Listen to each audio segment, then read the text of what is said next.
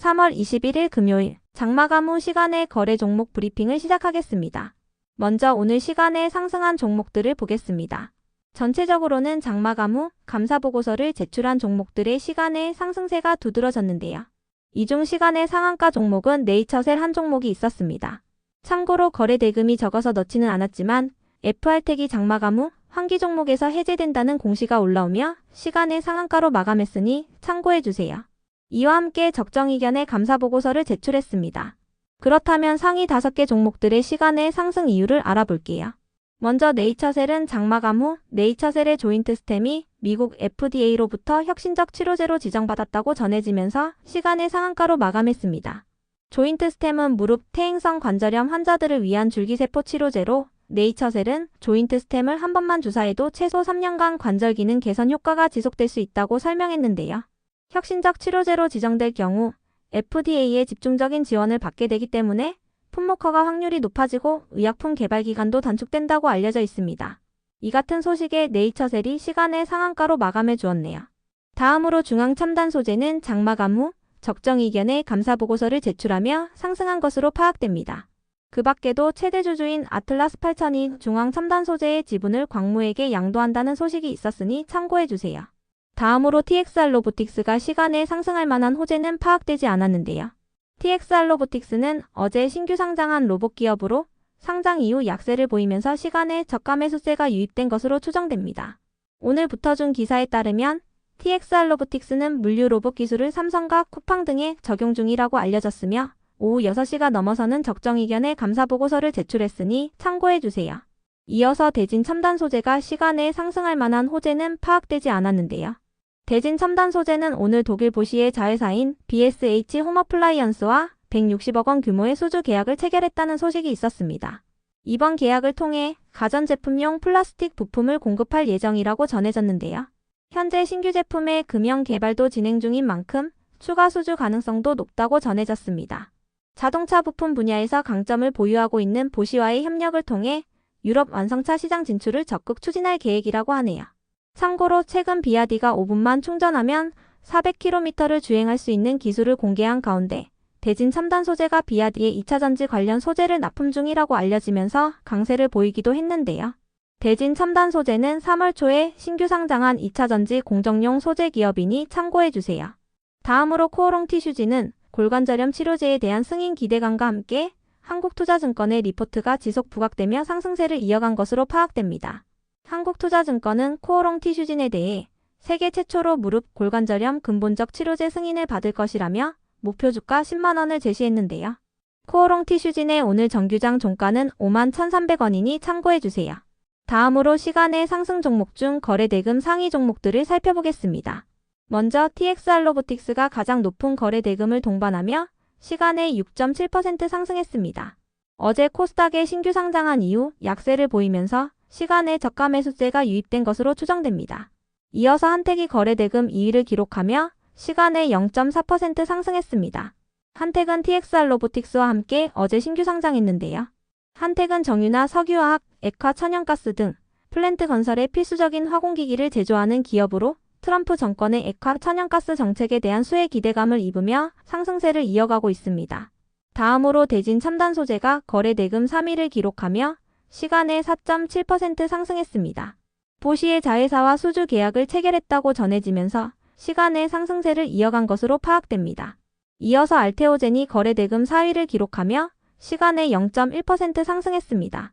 시간에 상승할 만한 호재는 파악되지 않았는데요. 알테오젠은 최근 아스트라제네카의 자회사인 매드이뮨과 2건의 독점적 라이선스 계약을 체결했다고 공시한 가운데 급등세를 보인 바 있습니다. 다만 그 다음 날부터는 뚜렷한 악재 없이 하락세를 이어가고 있는데요.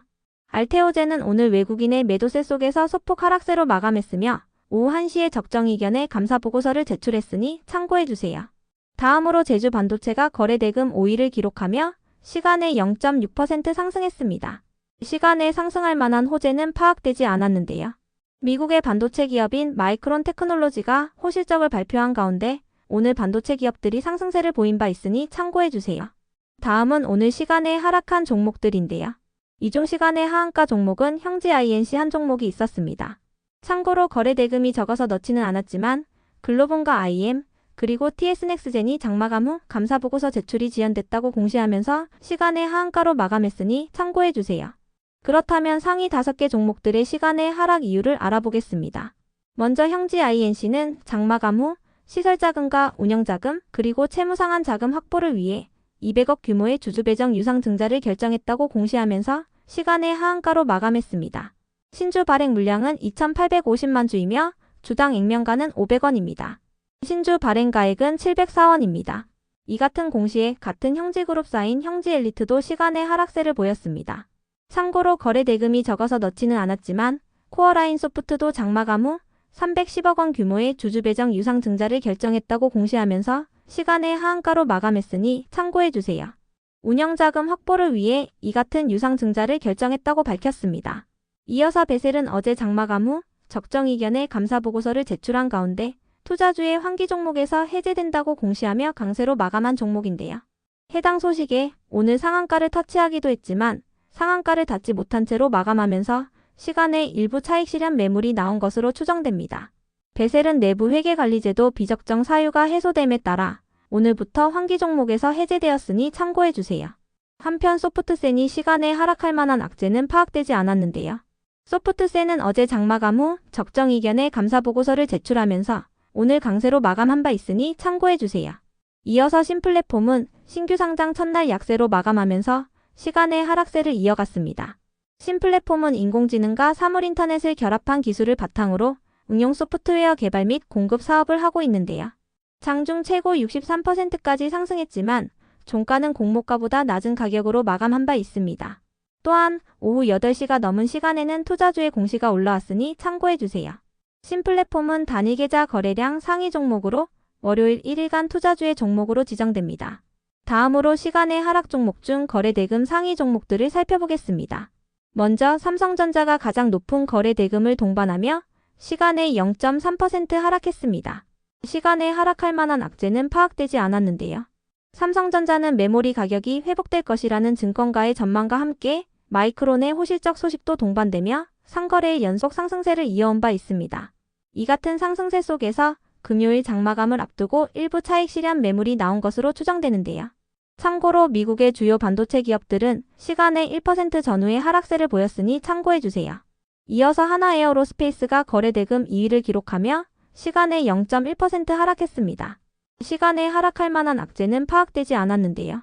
어제 장마감 후에 공시했던 3.6조 원 규모의 유상증자 소식이 지속 악재로 작용되면서 매도세가 이어지고 있는 것으로 추정됩니다. 다음으로 두산에너빌리티가 거래 대금 3위를 기록하며 시간에 0.5% 하락했습니다. 시간에 하락할 만한 악재는 파악되지 않았는데요. 두산에너빌리티는 KB증권의 실적 개선 전망 리포트가 붙어주면서 오늘 5%대의 상승세로 마감한 바 있으니 참고해주세요.